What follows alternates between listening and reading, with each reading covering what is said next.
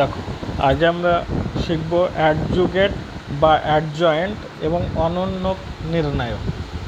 তাহলে কোনো একটা নির্ণায়ক যদি দেয়া থাকে, সেই নির্ণায়কটার আমরা কিভাবে অ্যাডজয়েন্ট বা অ্যাডজুগেট নির্ণয় করব এবং অনন্যকটা কিভাবে নির্ণয় করব। ধরে নাও একটা ডিটারমিন্যান্ট তোমাদের বলে দিয়েছে। ডিটারমিন্যান্টটা ধরো এরকম 3 ক্রমের একটা determinant A1 B1 C1 A2 B2 C2 A3 B3 C3। এই হচ্ছে একটা তৃতীয় ক্রমের নির্ণায়ক। ওকে, এই তৃতীয় ক্রমের নির্ণায়কটার অ্যাডজুগেট বা অ্যাডজয়েন্ট এবং অনন্যক আমরা নির্ণয় করব। তো কিভাবে নির্ণয় করব সেই জিনিসটা আমাদেরকে একটু জানতে হবে। এই তৃতীয় ক্রমের নির্ণায়কের অ্যাডজুগেট বা অ্যাডজয়েন্ট নির্ণয় করার জন্য আমরা সহ গুণনীয়ক আর মাইনর বলে দুটো জিনিস শিখিয়েছিলাম। মাইনর জিনিসটা ছিল যে যেখানে কোনো চিহ্ন থাকবে না, সহ গুণনীয়ক বলতে আমাদের চিহ্ন থাকবে। তো এখানটাতে ঠিক তাই, অ্যাডজুগেট বা অ্যাডজয়েন্ট বের করার জন্য আমাদের সেই সহ গুণনীয়কের ব্যাপারটাকে জানতে হবে। তো এটা তৃতীয় ক্রমের নির্ণায়কের ক্ষেত্রে অ্যাডজয়েন্টটা আমরা কীভাবে বের করব সেটুকু একটু দেখো। প্রথম কাজ হচ্ছে তোমরা বড় করে একটা ডিটারমিন্যান্টের চিহ্ন দেবে। ওকে, আমরা প্রথম সারি, দ্বিতীয় সারি, তৃতীয় সারির সাপেক্ষে এদের সহ গুণনীয়কগুলো বের করব। ওকে, সেটা কি করব, ডিটারমিন্যান্টের মধ্যে রাখবো। সেটাই হচ্ছে আমাদের অ্যাডজুগেট বা অ্যাডজয়েন্ট। তাহলে অ্যাডজয়েন্ট বা অ্যাডজুগেট জিনিসটা হচ্ছে এরকম, একটা তৃতীয় ক্রমের নির্ণায়ক দেওয়া হবে। সেই তৃতীয় ক্রমের নির্ণায়কের প্রথম সারির সাপেক্ষে আমরা সহ গুণনীয়ক বের করব, দ্বিতীয় সারির সাপেক্ষে সহ গুণনীয়ক বের করব, তৃতীয় সারির সাপেক্ষে সহ গুণনীয়ক বের করব। যে তাদেরকে যদি আমরা একটা ডিটারমিন্যান্টের মধ্যে রাখি, তাহলে সেটাকেই বলছি আমরা অ্যাডজয়েন্ট বা অ্যাডজুগেট। ওকে, তাহলে আমরা প্রথম সারির সাপেক্ষে বলতে A1 B1 C1 এই সারির সাপেক্ষে যদি আমরা বের করি, তাহলে কীরকম হবে দেখো। তুমি এখানে ডিটারমিন্যান্ট চিহ্ন দিবে। এবার A1 ধরলে এই পোর্শনটা বাদ যায়, আমরা জানি A1 ধরলে এই উপরকার সারি বাদ যাবে, এর নিচের স্তম্ভ বাদ যাবে। তাহলে পড়ে থাকবে B2 C2 আর একটা হবে B3 C3। ওকে, পরেরটা এখানটা ফাঁকা দিবে, আবার একটা ডিটারমিন্যান্ট চিহ্ন দিবে। এবার যখন B1কে ধরবে, উপরের সারি বাদ যাবে, এই B1-এর যে স্তম্ভটা আছে ওইটা বাদ যাবে। তাহলে পড়ে থাকবে কি বলো তো, A2 C2 আর একটা হবে তোমার S3 আর একটা হচ্ছে C3। ওকে, তাহলে আমরা B1-এর পোর্শন বাদ দিলাম, এই স্তম্ভ বাদ দিয়েছি, সারি বাদ দিয়েছি। এইবার তারপরে আমরা C1-এর সাপেক্ষে করব। যখন C1 করব, উপরের সারি বাদ যাবে, স্তম্ভ বাদ যাবে। তাহলে আমাদের পড়ে থাকবে A2 B2 আর একটা হবে আমাদের A3 B3। ওকে, এবার আমাদের যে চিহ্ন ছিল, ডিটারমিন্যান্টের চিহ্ন ছিল তৃতীয় ক্রমের ক্ষেত্রে আমরা শিখিয়েছিলাম, সেটা কি plus minus plus minus plus minus plus minus plus, এই ছিল আমাদের চিহ্ন। তাহলে এখানটাতে যদি আমরা চিহ্ন দিই, প্রথমটা প্লাস দেব, পরেরটা মাইনাস দেব, তারপরেরটা প্লাস দেব। ওকে, তাহলে প্রথম সারির সাপেক্ষে আমরা সহ গুণনীয়ক বের করলাম। এবার দ্বিতীয় সারির সাপেক্ষে চলো, আবার ডিটারমিন্যান্ট চিহ্ন দাও। দ্বিতীয় সারির সাপেক্ষে বলতে A2 B2 C2 এর ক্ষেত্রে যাবে। এবার A2 বাদ দাও, মানে এই পোর্শন বাদ যাবে, তোমার এটা বাদ যাবে। তাহলে B1 C1 হবে, B1 C1 আর একটা হবে B3 C3 B3 C3। ওকে, আবার ডিটারমিন্যান্ট চিহ্ন দাও। এবার তুমি কোনটা ধরবে, B2, তাহলে এটা বাদ যাবে, এটা বাদ যাবে। তাহলে A1 C1 হবে, A1 C1 হবে। তাহলে দেখো A1 C1 লিখলাম, কারণ এটা বাদ যাচ্ছে। তাহলে A1 C1 আর একটা হবে তোমার A3 C3, তাই তো? তাহলে আমরা লিখবো A3 C3। ঠিক আছে, আবার ডিটারমিন্যান্ট চিহ্ন দেবে। এবার দেখো C2 ধরবে, C2 ধরলে এটা বাদ যাবে, এটা বাদ যাবে। তাহলে আমরা পড়ে পাবো যেটা, সেটা হচ্ছে A1 B1 তারপরে A3 B3। ওকে, এর ক্ষেত্রে চিহ্নটা বুঝতে পারছো, প্রথমে মাইনাস হবে, তারপরে প্লাস হবে, তারপরে আবার মাইনাস হবে। তাহলে আমরা দ্বিতীয় সারির সাপেক্ষে করে নিলাম। এবার তৃতীয় সারির সাপেক্ষে চলো। এবার A3-কে যখন ধরবো, এই পোর্শনটা বাদ যাবে, বুঝতেই পারছো, এটা বাদ যাবে, আমাদের এই পোর্শনটা বাদ যাবে। তাহলে আমাদের প্রথমে যেটা পড়ে থাকবে সেটা বুঝতে পারছো, B1 C1 হবে আর একটা B2 C2 হবে। ওকে, তারপর আবার চলো ডিটারমিন্যান্ট চিহ্ন দাও। এবার B3-কে বলতে এই সারিটা বাদ যাবে, এই পোর্শনটা বাদ চলে যাবে। ওকে, তাহলে আমাদের কি পড়ে থাকবে, A1 আর একটা C1 হবে, A1 C1 আর একটা হবে A2 C2 A2 C2, কারণ তুমি বুঝতেই পারছো এই পোর্শনটা বাদ চলে গেছে। তারপরে যখন আমার লিখবো আবার ডিটারমিনেন্ট চিহ্ন দাও, C3 ধরবে, C3 ধরলে দেখো এই পোর্শনটা বাদ যাবে আর এইটা বাদ চলে যাবে, তাহলে তোমার পড়ে থাকবে কত বলো তো, A1 B1 হবে আর একটা হবে A2 B2। ওকে, এই হচ্ছে আমাদের ব্যাপার। এবার এর চিহ্নটা আছে প্রথমে প্লাস, তারপর একটা মাইনাস, তারপর একটা আবার প্লাস। এই হচ্ছে আমাদের কোনো একটা নির্ণায়কের অ্যাডজুগেট বা অ্যাডজয়েন্ট নির্ণয় করার ব্যাপার। ঠিক আছে, তাহলে এইভাবে আমরা অ্যাডজুগেট বা অ্যাডজয়েন্ট নির্ণয় করব। এইবার কি করতে হবে, অনন্যক নির্ণয় করতে বলেছে। তাহলে ধরে নাও সাপোজ এই যেটা দেওয়া ছিল এটা ছিল আমাদের ডেল্টা, এই যে ডিটারমিনেন্টটা দেওয়া ছিল সেটাকে আমরা ধরে নিলাম ডেল্টা। ওকে, এর অ্যাডজয়েন্ট ডেল্টা বের করলাম, সেটা হচ্ছে আমাদের ডেল্টা 1 সাপোজ ধরে নাও, ওটাকে ডেল্টা ধরেছি, তার অ্যাডজয়েন্টটা আমরা বের করেছি কত বলো তো, ডেল্টা 1। ওকে, এইবার আমরা কি করব, এর অনন্যক নির্ণয় করব। ওকে, তাহলে আমরা লিখব ওই ডেল্টা এর অনন্যক।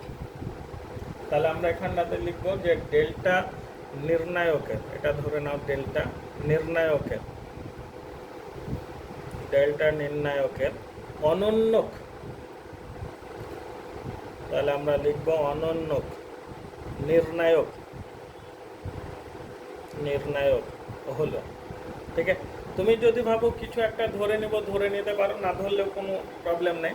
তাহলে ডেল্টা নির্ণায়কের অনন্যক নির্ণায়ক হলো বলে তুমি লিখবা। ওকে, তো সেটা ফর্মুলাটা কি, তোমার ওই যে ডেল্টা যেটা অ্যাডজয়েন্ট বের করেছো ওটা ডেল্টা 1 লিখবা, বাই নিচে তোমার যে ডেল্টা ছিল, প্রথম যে ডিটারমিনেন্টটা ছিল এই যে ডেল্টা, ওটার কিউব করবা।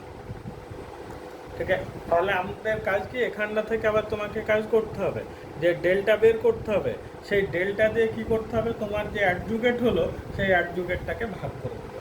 এটা হচ্ছে আমাদের অনন্যক নির্ণায়কের ব্যাপার। তাহলে তুমি বুঝতে পারছো এই যে জিনিসগুলো করা হয়েছে এদের তো প্রত্যেকটা ক্যালকুলেশন হবে, আমরা তো জানি এটা হাতে এটা গুণ করবো, এটা হাতে এটা গুণ করবো, যা হবে লিখবো, আবার এটা হাতে এটা গুণ করবো, এটা হাতে এটা গুণ করবো, যা হবে লিখবো।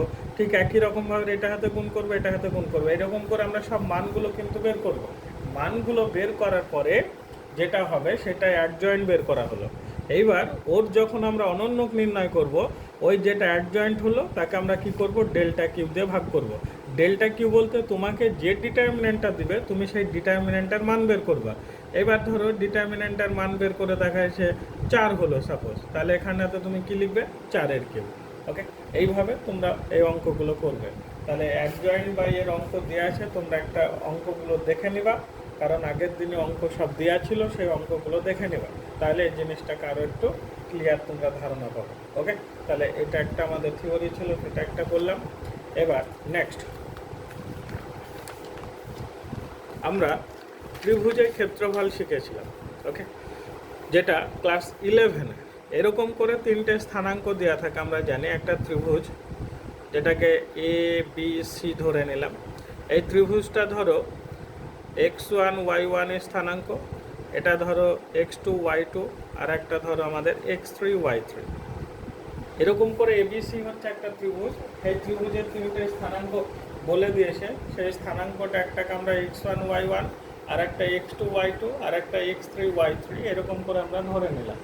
এবার এর ক্ষেত্রফল বের করেছিলাম আমরা ক্লাস 9-এ করেছিলাম, তখন ক্ষেত্রফলটা দেখো এরকম করে করতাম, আমরা মড দিতাম। এটাকে কি করে লিখতাম বলো তো, x1 y1 লিখতাম, x2 y2 লিখতাম, তারপর x3 y3 লিখতাম, তারপরে প্রথম পয়েন্টে যেটা লেখা হতো সেটাকে আবার শেষে লিখতাম x1 y1 করে। এরকম করে আমরা ত্রিভুজের ক্ষেত্রফল বের করতাম। ঠিক আছে, এইবার এটাকে আমাদেরকে করতে হবে কার সাহায্যে, ডিটারমিনেন্টের সাহায্যে। এই যে ত্রিভুজ আমরা ABC এঁকেছিলাম, এর ক্ষেত্রফল আমরা এইভাবে ক্লাস 9-এ করেছিলাম। এইবার এইটার ক্ষেত্রফল তোমাকে নির্ণয় করতে বলবে ডিটারমিনেন্টের সাহায্যে। তাহলে এই ABC ত্রিভুজের ক্ষেত্রফলটা আমরা ডিটারমিনেন্টের সাহায্যে কীভাবে করব সেটুকু আমাদেরকে জানতে হবে। ওকে, তাহলে এটা কিন্তু আর ব্যবহার করতে আমরা এখন পারবো না, এটা ক্লাস 9 পর্যন্তই ঠিক ছিল। এইবার এর ক্ষেত্রফলটা আমাদেরকে কার সাহায্যে বলেছে, ডিটারমিনেন্টের সাহায্যে। তাহলে তোমরা কিভাবে লিখবে, যে ABC ত্রিভুজের ক্ষেত্রফল, ABC ত্রিভুজের ক্ষেত্রফল। ওকে, দিয়ে সমান দিতাম, আমরা হাফ লাগাতাম প্রত্যেকটা ক্ষেত্রে। এটা করতে গেলেও তখন আমরা হাফ লাগিয়েছিলাম। তো এখন আমরা যেটা করব, হাফ দিয়ে ত্রিভুজের ক্ষেত্রফল বলে লিখলাম যে সমান হাফ। এবার ডিটারমিনেন্টের সাহায্যে করব, তো ডিটারমিনেন্টের সাহায্যে কীভাবে করব, ওই এটা যেভাবে লিখেছি সেম একই রকমভাবে x1 y1 লিখব আর পাশে একটা 1 দিব, এটাই পার্থক্য। x1 y1 1, পরেরটা আবার লিখবা x2 y2, আর একটা লিখবো আমরা x2 y2 তারপরে 1, তারপরে আবার আমরা লিখবো x3 y3 তারপরে আবার 1। ঠিক আছে, এইবার এটাকে আমরা যেভাবে করেছিলাম তৃতীয় ক্রমের নির্ণায়কের মান নির্ণয় সেইভাবে আমরা করব, তাহলে ত্রিভুজের ক্ষেত্রফল বেরিয়ে যাবে। তাহলে ত্রিভুজের ক্ষেত্রফল যদি আমাদেরকে ডিটারমিনেন্টের সাহায্যে করতে বলে তাহলে আমরা কি করব, এইভাবে করব। ওকে, এইবার এদের একটা নিয়ম তুমি একটু ভালো করে মাথায় রাখবা, কারণ এদের যে নিয়মগুলো সেগুলো আমরা অপারেশনের সাহায্যে করে থাকি আর কি। সেই অপারেশন করতে পারো বা নর্মালি এমনি গুণ করে করতে পারো, কোনো প্রবলেম নেই। এবার যখন আমরা এইসব অঙ্কগুলো অপারেশন করব তার জন্য একটা নিয়ম তুমি সবসময় মাথায় রাখবে, মানে বিশেষ করে ত্রিভুজের ক্ষেত্রফলের একটা নিয়ম যদি মাথায় রাখা যায় তাহলে সব অঙ্কগুলোই হয়ে যায়। তাহলে এটাকে যখন অপারেশন করবে সেই অপারেশনটা এরকম করে করবে, এটা মাথায় রাখবে আর কি, যে r2 ড্যাশ সমান r2 minus r1, r2 dash সমান r2 মাইনাস r1, এই আর একবার লিখবে r3 ড্যাশ সমান তুমি r3 মাইনাস r2। দেখো এইটা যদি অপারেশনটা মাথায় রাখতে পারো তাহলে যে কোনো ত্রিভুজের ক্ষেত্রফল তুমি শর্টকাটে পেরিয়ে যাবে। ওকে, এবার আমি একটা উদাহরণ দিয়ে ধরো বুঝাচ্ছি তোমাকে। ধরো আমরা একটা এবিসি ত্রিভুজ নিলাম, ছবি এঁকেই বুঝাচ্ছি। এরকম করে এ বি সি একটা ত্রিভুজ নিলাম। ওকে, এবার এখানটায় স্থানাঙ্ক ধরো 3 4 লিখেছি, এটা ধরো 5 6 লিখলাম, আর এটা ধরো 3 2 লিখলাম, এরকম করে আমরা লিখেছি। এবার এটার আমরা ক্ষেত্রফল বের করব। তাহলে এবিসি ত্রিভুজের ক্ষেত্রফল বলে আমরা লিখব এবিসি ত্রিভুজের ক্ষেত্রফল। ওকে, ক্ষেত্রফল প্রথম কাজ, পরের লাইনে আমি একেবারে পরের পেজে করছি, দেখতে সুবিধা হবে আর কি। তো প্রথমে হাফ লাগাবে, ডিটারমিনেন্ট চিহ্ন দিবে, প্রথম যে পয়েন্ট ছিল 3 4, তারপর 1 দিবে, তারপরে পয়েন্টটা ছিল 5 6, তারপর 1 দিবে, তারপরে পয়েন্ট ছিল 3 2, তারপরে 1 দিবে। ওকে, তুমি যদি ভাবে এমনি নিয়মে করতে পারো, তাহলে দেখো আমরা পয়েন্টগুলো লিখলাম, হাফ লিখলাম 3 4, তারপরে 1, তারপরে 5 6, তারপরে 1, তারপরে 3 2, তারপরে 1। এবার আমি তোমাদেরকে যে অপারেশনটা শেখালাম সেই অপারেশনটা ধরেই ধরো অঙ্কটা আমি করতে চাইছি। পরের লাইন হাফ লিখবে, ডিটারমিনেন্ট চিহ্ন দিয়ে রাখবে। তুমি যে লাইনে অপারেশন করবে মানে যেটা রেজাল্ট পাবে সেখানটা তো এটা লিখতে হবে, তাহলে এখানটাতে তোমাকে লিখতে হবে r2 ড্যাশ সমান r2 মাইনাস r1, যেন এখানটা লিখবে না, এখানটা লিখবে r3 ড্যাশ সমান r3 মাইনাস কি লিখবে বলো তো r2। এটা r2 লিখলেও চলবে, r1 লিখলেও চলবে, এটা তুমি যা লিখবে তাই হবে।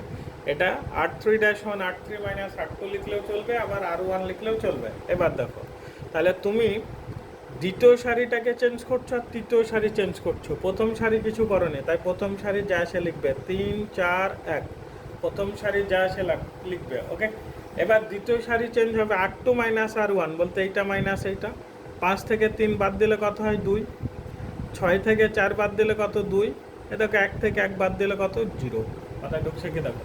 তাহলে r2 ড্যাশ সমান r2 মাইনাস r1, বলতে 5 মাইনাস 3 মানে 2, 6 মাইনাস 4 মানে 2, 1 মাইনাস 1 মানে 0। ওকে, তাহলে আমরা একটা পেলাম। r3 ড্যাশ সমান r3 মাইনাস r2, r3 বলতে কত আসে 3 আসে, 3 থেকে 5 বাদ দাও, 3 থেকে 5 বাদ দিলে মাইনাস 2 হবে, তাই না? 2 থেকে 6 বাদ দাও, কত পাবে মাইনাস 4 পাবে, 1 থেকে 1 বাদ দাও, কত পাবে 0। ওকে, এবার একটা নিয়ম আছে, এই যে 0 আছে ওই 0 সোজা যে টার্মটা থাকবে তুমি শুধু সেইটাকেই নিবে, এই পোর্শনটা হবে তোমার এখন ক্যালকুলেটর, আর 0-র উপরে যেটা থাকবে সেইটাকে ধরতে হবে। ওকে, তাহলে এটার ক্ষেত্রে যখন আমরা লিখবো হাফ লিখবো, সেকেন্ড ব্র্যাকেট দেবো। ঠিক আছে, এই যে এর কোনাকুনি 1 আসে তাই 1টা লিখবে, দিয়ে ব্র্যাকেট দেবে। প্রথমে এটা হাতে এটা গুণ, এটা হাতে এটা গুণ, কারণ মুখ্য কর্ণ আগে তারপরে গৌণ কর্ণ, গুণ করলে মাইনাস 8 হবে, মাইনাসে মাইনাসে এটা প্লাস 4 হয়ে যাবে। ঠিক আছে কি দেখো, এত বর্গ এখন। ঠিক আছে, তাহলে এটা আমরা পেলাম। এইবার দেখো এখানটাতে -8 + 4, পরের লাইন হাফ লিখো, এটা মানে হচ্ছে -4 এত বর্গ একক, ক্যালকুলেশন করলে -2 বর্গ একক। কিন্তু ত্রিভুজের ক্ষেত্রফলকে কোনো সময় ঋণাত্মক হতে পারে না, তাই তোমরা এখানটা লিখবা যে অতএব ত্রিভুজটির ক্ষেত্রফল সমান 2 বর্গ একক। কারণ ত্রিভুজের ক্ষেত্রফল কোনো সময় ঋণাত্মক হতে পারে না, তাই আমরা ওটাকে ধরবো না। এই হচ্ছে আমাদের ত্রিভুজের ক্ষেত্রফল বের করার নিয়ম। ওকে, এইভাবে তাহলে তোমরা করবা। যদি কেউ ভাবে যে না আমি এভাবে অপারেশন করব না, সরাসরি গুণ করব, তাহলে আমরা এই গুণ করা শিখেছি, 3কে রাখবো, এটা বাদ যাবে, এটা বাদ যাবে, এটা হাতে এটা গুণ, মাইনাস দিয়ে এটা হাতে এটা গুণ, তারপরে ফর্মুলা অনুযায়ী মাইনাস ছিল, তারপরে 4কে রাখবে। যেভাবে শেখানো আছে সেইভাবে তোমরা করবে, আর না হলে এই অপারেশনটাকে মাথায় রাখবে। এখানকার ত্রিভুজের দেখবো অনেকগুলো ক্ষেত্রফলের অঙ্ক করে দেওয়া আছে, সেই অঙ্কগুলো তোমরা অবশ্যই সবাই দেখবে। ওকে, এই হচ্ছে আমাদের ব্যাপার। এবার যেটা সব থেকে ইম্পর্টেন্ট, ঠিক আছে, সেটা হচ্ছে আমাদের ক্রামারের নিয়ম। ঠিক আছে, সরল সহ সমীকরণের সমাধান করো, সেটা ক্রামারের নিয়মের সাহায্যে সহ সমীকরণের সমাধান করতে হবে। তো সেই ক্রামারের নিয়ম কীরকম টাইপের একটু দেখি আমরা। দেখো, এটা দ্বিতীয় ক্রম হতে পারে বা তৃতীয় ক্রম হতে পারে, সেগুলো আমাদেরকে জানতে হবে।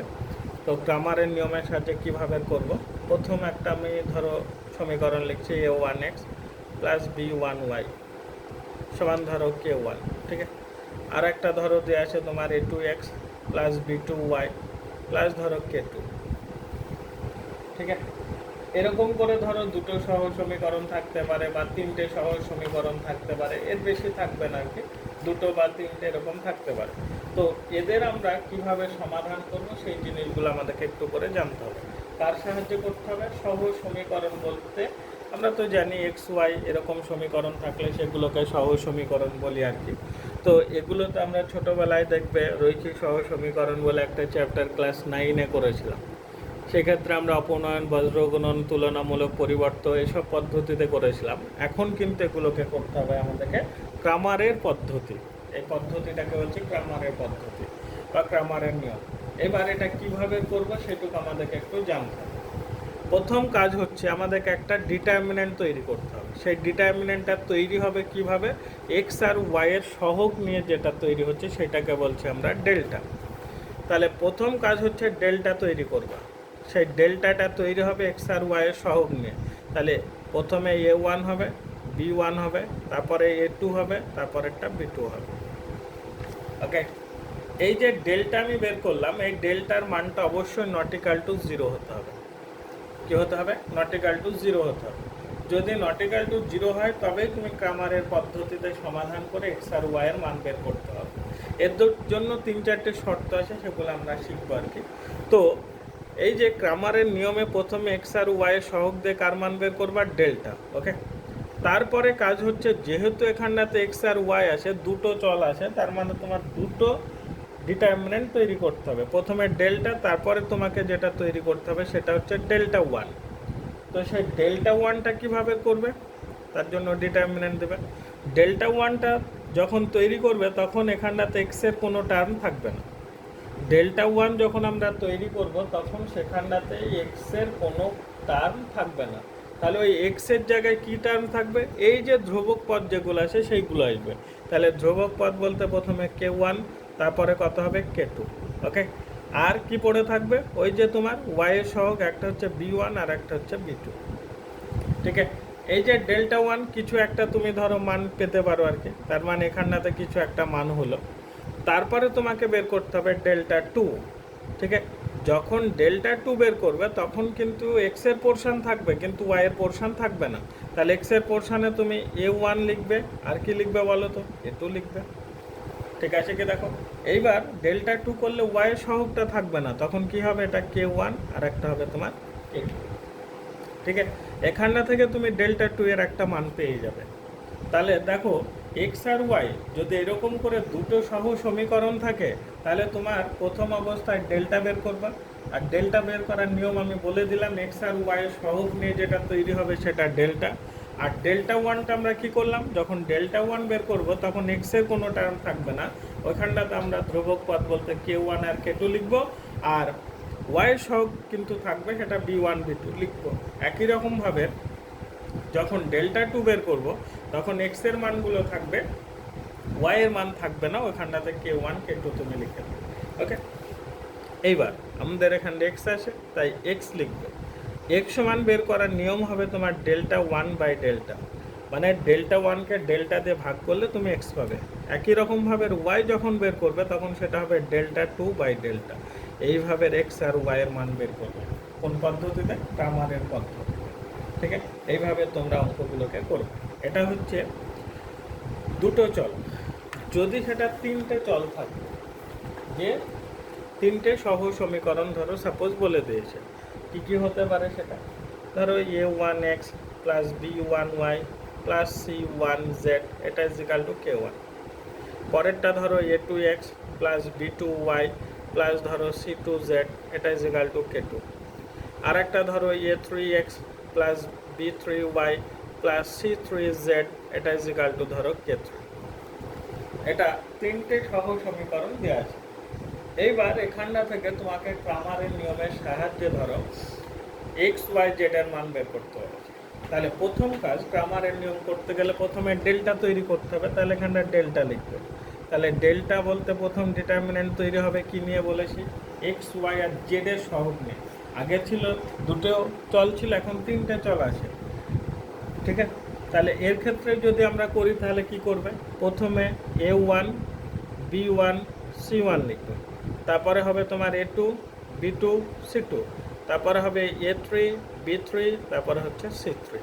ওকে, তাহলে আমরা প্রথমে ডেল্টা তৈরি করব। সেই ডেল্টাটা কী নিয়ে তৈরি হবে? এক্স ওয়াই জেড নিয়ে। যদি তিনটে চল থাকে তাহলে এইভাবে লিখব, যদি দুটো চল থাকে আগে আমরা বের করেছি। ওকে, এবার প্রথম কাজ হচ্ছে ডেল্টা, তারপরে ডেল্টা ওয়ান করব। তোমাদেরকে বলেছি যখন ডেল্টা ওয়ান করবো তখন এক্সের কোনো পোর্শন থাকবে না। তার মানে দেখো এই যে পোর্শনটা, এটা তো এক্সের পোর্শন, এইটা থাকবে না, তাই না? তাহলে এই পোর্শনের জায়গায় তুমি কি লিখবা? কে ওয়ান কে টু কে থ্রি লিখবা। এটা B one B two B three লিখবা। এটা C one C two C three লিখবা। ওকে, তাহলে আমরা এখানটা থেকে ডেল্টা ওয়ান পেয়ে গেলাম। একই রকমভাবে ডেল্টা টু বের করবা। যখন ডেল্টা টু বের করবা তখন কিন্তু ওয়াইয়ের কোনো পোর্শন থাকবে না। ওয়াইয়ের পোর্শন বলতে বুঝতে পারছো b one B two B three.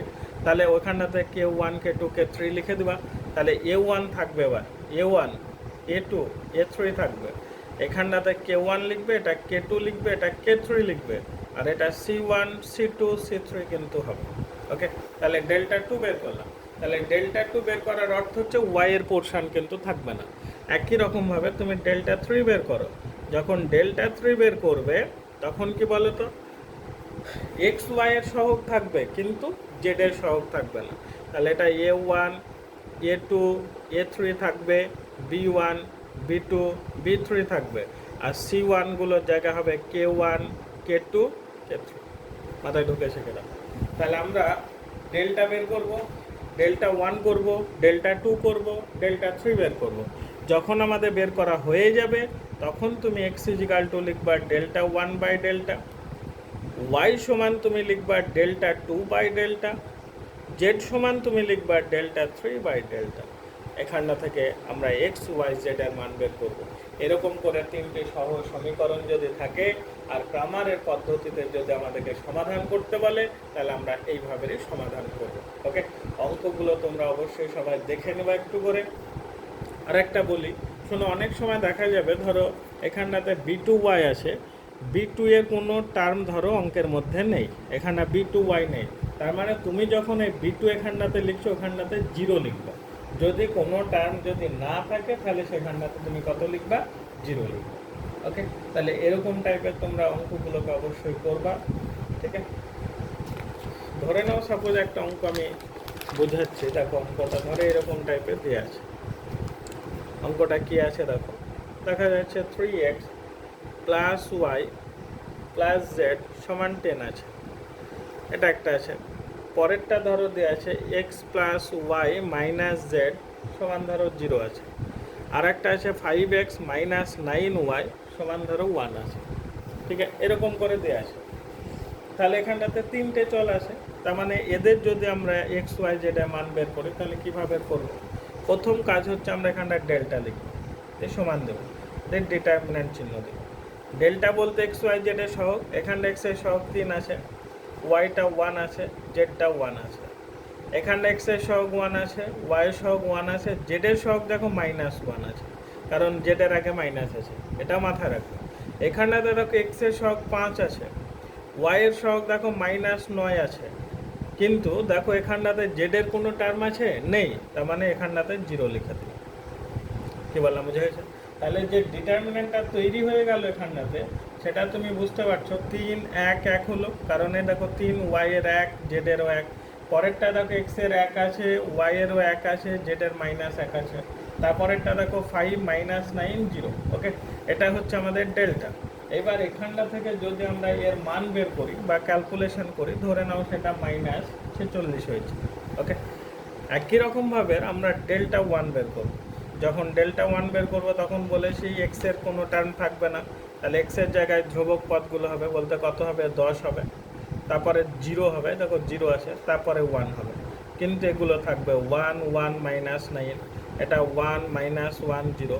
এবার ধরো এটা সাপোজ ক্যালকুলেশন করে -92 হয়েছে, ঠিক আছে।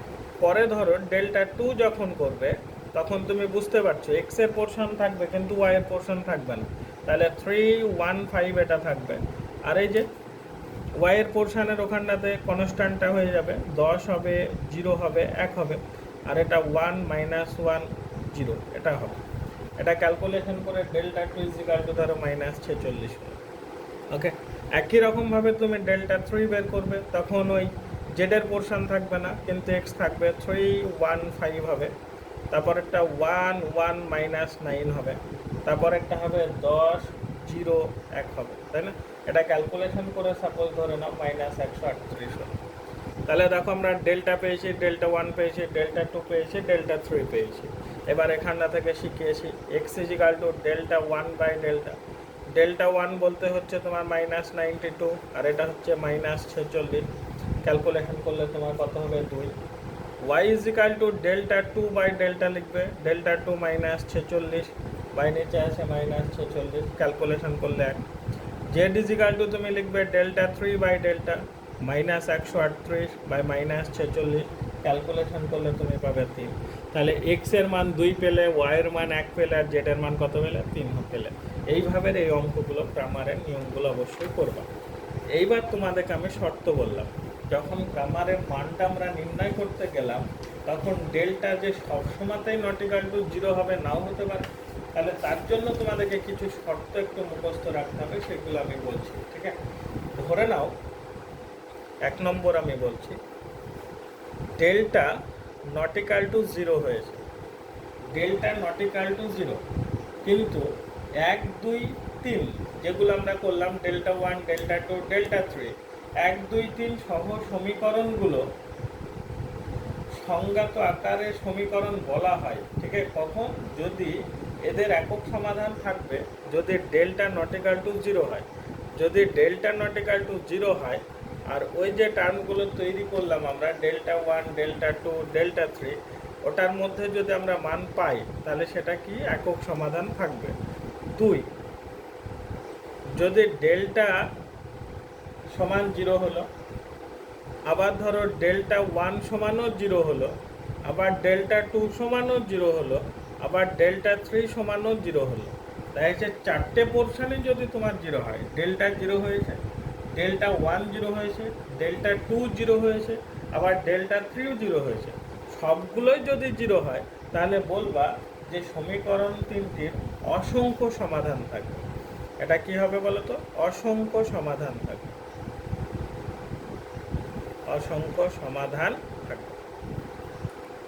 ওকে, 3 নম্বর, যদি দেখা যাচ্ছে ডেল্টা ইজিক্যাল টু ধরো 0 হচ্ছে, আর ডেল্টা 1 কমা ডেল্টা 2 আর ডেল্টা 3, যদি এটা তিনটেই 0 হয় তাহলে অসংখ্য সমাধান থাকবে, কিন্তু যদি এই তিনটের মধ্যে কমপক্ষে একটির মান যদি 0 যদি না হয়, এই যে কমপক্ষে একটা মান 0 নয়, সাপোজ দেখা যাচ্ছে ডেল্টা 1 0 হয়নি কিন্তু নিচে তো 0 হয়ে গেছে, তাহলে তো অসঙ্গত হয়ে যাবে। তার জন্য বলা হচ্ছে যে কোনো সমাধান থাকবে না তখন, ডেল্টা যদি 0 হয় আর এর মধ্যে যদি কমপক্ষে একটির মান যদি 0 না হয়, 0 যদি না হয় তাহলে কি এদের কোনো সমাধান থাকবে না, তার মানে সমীকরণ তিনটি কী হবে, অসঙ্গত হবে। তাহলে তিনটেই যদি 0 হয় তাহলে সঙ্গত হবে, আবার সমাধান অসংখ্য থাকবে। আর এই তিনটের মধ্যে দেখা যাচ্ছে এটা তো 0 আছে এর মধ্যে দেখা যাচ্ছে একটা জিরো হয়নি, তার মানে কি সেক্ষেত্রে তুমি কোনো সমাধান পাবে না। আর যদি delta not equal to zero হয় তাহলে সমীকরণ তিনটি সংগত হবে, আর ওর তুমি সমাধান পাবে আর কি, বা একক সমাধান থাকতে পারে, এটাই আর কি ভাষা। এই হচ্ছে আমাদের এই চ্যাপ্টারের ব্যাপার। তাহলে এখানটা থেকে আমরা কী কী শিখলাম, একটা অ্যাডজয়েন্ট বা অ্যাডজুকেট বলে জিনিসটা শিখে নিলাম। তারপরে ত্রিভুজের ক্ষেত্রফল আমরা নির্ণয় করার ডিটারমিনেন্টের সাহায্যে কিভাবে সেটা শিখে নিলাম। ক্রামারের পদ্ধতিটা কি সেটুকু আমরা শিখে নিলাম। যদি সেটা দুটো চল বিশিষ্ট সহ সমীকরণ থাকে তাহলে কীরকমভাবে করতে হয়, তিনটে চল যদি থাকে তাহলে কিভাবে করতে হয়, সেগুলো আমি শিখালাম তোমাদের। ওকে। আর যদি ক্রামারের পদ্ধতিতে যদি এরকম কোনো শর্ত থাকে তাহলে সেগুলোও আমরা শিখলাম। যে প্রথম শর্ত হচ্ছে ডেল্টা নট ইকাল টু যদি জিরো হয় তাহলে সমীকরণ তিনটির সমাধান থাকবে। আর ডেল্টা সমান জিরো, আবার ডেল্টা ওয়ান সমান জিরো, ডেল্টা টু সমান জিরো, আবার ডেল্টা থ্রি সমানও যদি জিরো হয় তাহলে অসংখ্য সমাধান থাকবে। আর একটা শর্ত আমরা শিখলাম যে ডেল্টা সমান জিরো হয়েছে আর delta one, delta two, delta three এর মধ্যে কমপক্ষে যদি একটা শূন্য না হয়, ঠিক আছে, তাহলে কী হবে, এরা সমীকরণ তিনটে অসংগত হয়ে যাবে। কমপক্ষে একটার মান যদি শূন্য না হয় তাহলে কি হবে বলো তো, এগুলো অসংগত হয়ে যাবে আর কি। এই হচ্ছে এখানকার ব্যাপার। এইগুলো তোমরা দেখো একটু, আর অঙ্ক তো আগে পাঠিয়ে দিয়েছি, সেই অঙ্কগুলো অবশ্যই দেখবা, আর এই অঙ্কগুলো একটু করার চেষ্টা করো তোমরা। ওকে, তোমরা নিজে নিজে করবা, কারণ এখানটাতে অনেকগুলো অঙ্ক আছে দেখবা। এখানটা থেকে ক্রামারের পদ্ধতি পরীক্ষায় আসবে, আর সংক্ষিপ্ত উত্তর ধর্মের ওখানটা থেকে অঙ্কগুলো করবে। অ্যাডজুকেট নির্ণয় আছে একটা করো, ত্রিভুজের ক্ষেত্রফলটা নির্ণয় করো, এই জিনিসগুলো একটু তোমরা অবশ্যই করো। ওকে।